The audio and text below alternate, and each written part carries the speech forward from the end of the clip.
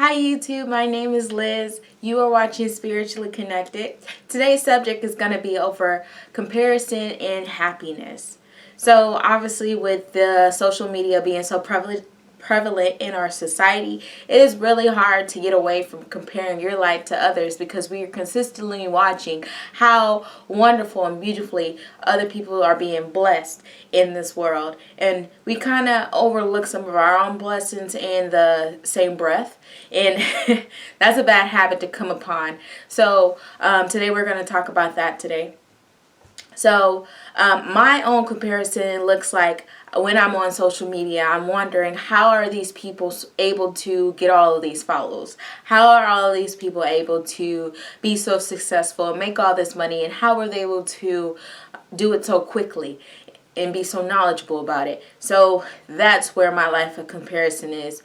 Let's focus on Jeremiah 1:5. It says, "Before you were formed in the womb, I knew you. Before you were born, I set you apart. I appointed you as a prophet to the nations." So that is a bold statement for God to be making to you, to me.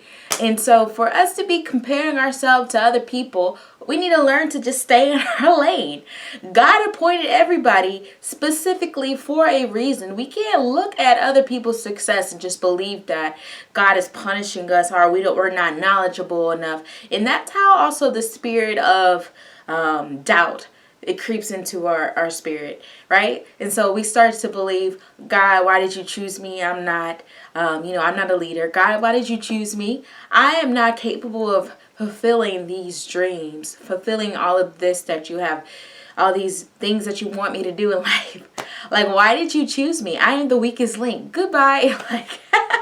But we have to remember that God's created us specifically for a purpose, and that we can't compare our life to others. Eventually, the more time that we spend in His Word, the more time that He will speak and share secrets with us, and we will have more understanding on how to create businesses and how to create a following on social media.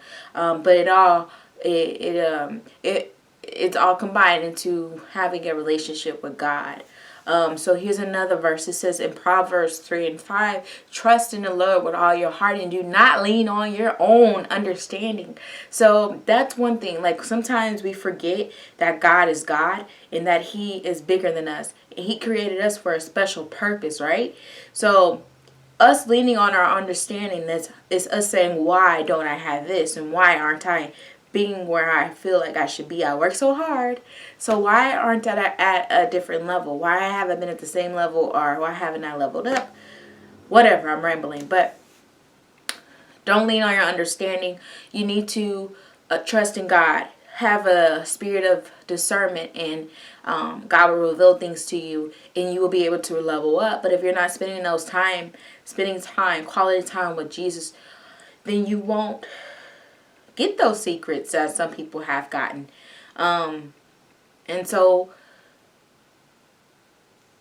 whose fault is it at the end of the day? Like, if I'm being truthful, you can't blame God. Nope, you can't, because you're not spending time with Him. Because if we are all friends with God, right, if He is our Father, then He will reveal things to us. But if we're not spending time with Him, then how is He going to have a chance to speak life into us and show us how to get to specific levels? Because it's not going to happen overnight. I know that it's hard to hear, but sometimes when we receive that vision, it happens overnight, right? We get that vision and it happens in like 5 seconds, but our vision is not going to be fulfilled within those 5 seconds, or it's not going to be that short of a time span. So Galatians 6:7 says, "Do not be deceived. God is not mocked, for whatever one sows, this will he also reaps." Okay, so whatever you're sowing in life now, what are you sowing in your life now so that you can reap it later, right? So are you spending time with God? The more time we spend, the more secrets He gives to us, and the more we're able to apply those secrets in life, and then we could reap those things that He has told us that we could have, right? But we first have to sow seeds. It's a process, right? So we have to complete the process. We can't do the shortcuts, get rich quick schemes, those are, I don't know anything about it because I've never tried, but I know that with God, there's a process, and you have to spend time with him in order for him to speak to you and tell you what steps to take. Because if you're not being obedient, then of course it's going to slow down your process, and it'll take longer for you to get to reap what you sow, right? So this is what my process looks like right now that I need to change, right? So I'm investing a lot of time into my job. I'm a teacher, and so I wake up early. I wake up around 4:30, 5 o'clock. Go to school, get there around 6:45, 7 o'clock, and then I'm there until 4:30, 5 o'clock. I get home around 6 and 7.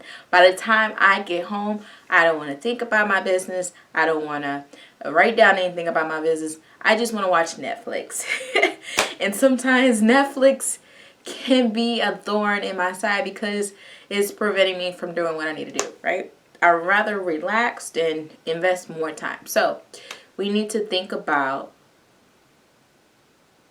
if you're comparing your life to other people, what are they doing different? They're probably, even if they do have a 9 to 5 or a salary job, they're probably going home and still investing time into their business. They're doing above and beyond than you are doing. Of course, they're going to get to their level quicker. So if you're not putting in 100% into both areas, which is hard to do, then you can't expect to reap any rewards, right? Because it says, do not be deceived. God is not mocked, right? So he's not just going to give you anything. You have to work for it.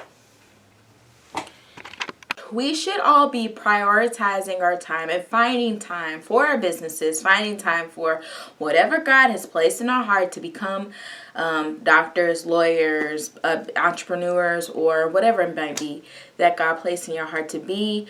We need to be prioritizing time and finding time to invest into those different goals, right? So I hope that this video has helped you. I hope that you stop comparing yourself and know that the Lord loves you. He doesn't want you to compare yourself to others because he created you special. You are a unique quality of life. And so whatever purpose God has for you, he wants you to fulfill that purpose. And the only way you can do that is that if you invest time into your purpose and your relationship with God, which will lead you to happiness. And I know this for a fact because it's kind of like when you are spending time with God, you're reading his Bible, and then you have your worship moment and you feel his spiritual presence enter the room. And I don't know, it's amazing because God is amazing. And what you feel is like a tightly warm hug, someone saying well done, or someone saying how much they love you and telling you that all of your efforts are not in vain, that what you are doing is a process. And so you feel relieved. Sometimes you'll read a Bible verse and it hits you where you need it. Like, yes, I needed that word, and it could have been just a line, right? The random verses. I do it all the time. Sometimes in the mornings when I have time, I go through my Bible and just flip it up, Jeremiah, and I read one line. I'm like, oh my gosh, that was so good. God just blessed me just with that one liner, that one verse. But yeah, God is good. You got to spend time with him, and I pray that everybody walks in their purpose and spends time with the Lord, and everything just flourishes in their life. If you like this remember to like, subscribe, and comment. All right, thank you. Bye-bye. See you next time.